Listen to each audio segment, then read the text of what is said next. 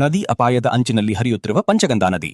ಪಂಚಗಂಗಾ ನದಿಯ ಸುತ್ತಮುತ್ತಲಿನ ಪ್ರದೇಶಗಳಲ್ಲಿ ಪ್ರವಾಹದ ಸಾಧ್ಯತೆ ಇರುವುದರಿಂದ ನದಿ ತೀರದ ಗ್ರಾಮಗಳಿಗೆ ಸ್ಥಳೀಯ ಹಾಗೂ ಜಿಲ್ಲಾ ಆಡಳಿತದಿಂದ ಎಚ್ಚರಿಕೆ ನೀಡಲಾಗಿದೆ. ನದಿ ತೀರದ ಪ್ರದೇಶ ಗ್ರಾಮಸ್ಥರಿಗೆ ಅತ್ಯವಶ್ಯಕವಲ್ಲದಿದ್ದರೆ ಮನೆಯಿಂದ ಹೊರಬರಬೇಡಿ ಎಂದಾಗಿ ರಸ್ತೆ ಪದಾಚಾರಿಯರಿಗೆ ಹಾಗೂ ವಾಹನಗಳಲ್ಲಿ ಸಂಚರಿಸುವ ಅಪಾಯಕಾರಿ ಎಂದು ಆಡಳಿತದಿಂದ ಗ್ರಾಮಸ್ಥರುಗಳಿಗೆ ಮತ್ತು ಸಾರ್ವಜನಿಕರಿಗೆ ಎಚ್ಚರಿಕೆ ನೀಡಲಾಗಿದೆ.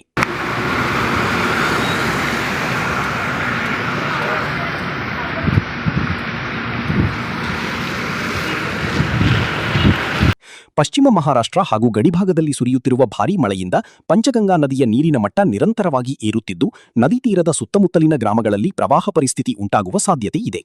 ಆದ್ದರಿಂದ ನದಿ ತೀರದಲ್ಲಿ ವಾಸಿಸುವ ಸಾರ್ವಜನಿಕರು ಎಚ್ಚರಿಕೆಯಿಂದ ಇರಬೇಕೆಂದು ಆಡಳಿತಗಳಿಂದ ಮನವಿ ಮಾಡಲಾಗಿದೆ.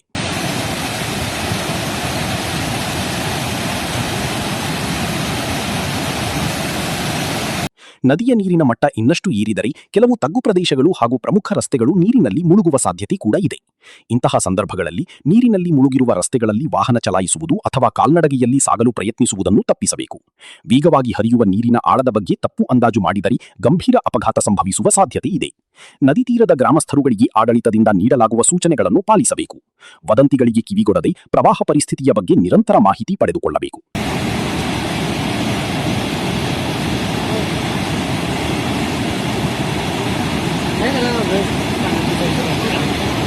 ವಿಶೇಷವಾಗಿ ಮಕ್ಕಳು, ವೃದ್ಧರು ಹಾಗೂ ಜಾನುವಾರುಗಳನ್ನು ಸುರಕ್ಷಿತ ಸ್ಥಳಗಳಿಗೆ ಸ್ಥಳಾಂತರಿಸುವಂತೆ ಮನವಿ ಮಾಡಲಾಗಿದೆ.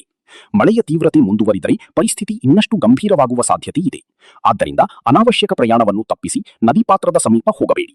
ಯಾವುದೇ ತುರ್ತು ಪರಿಸ್ಥಿತಿ ಉಂಟಾದರೆ ತಕ್ಷಣ ಸಂಬಂಧಿತ ಸ್ಥಳೀಯ ಆಡಳಿತ ಸದಸ್ಯರುಗಳಿಗೆ ಸಂಪರ್ಕಿಸುವಂತೆ ಸಾರ್ವಜನಿಕರಿಗೆ ಮನವಿ ಮಾಡಲಾಗಿದೆ. ವರದಿ ಮಲ್ಲಾರಿ ಕಾಳೆ, ನಿಪ್ಪಾಣಿ, ಪಂಚಾಯತ್ ಸ್ವರಾಜ್ ಸಮಾಚಾರ್.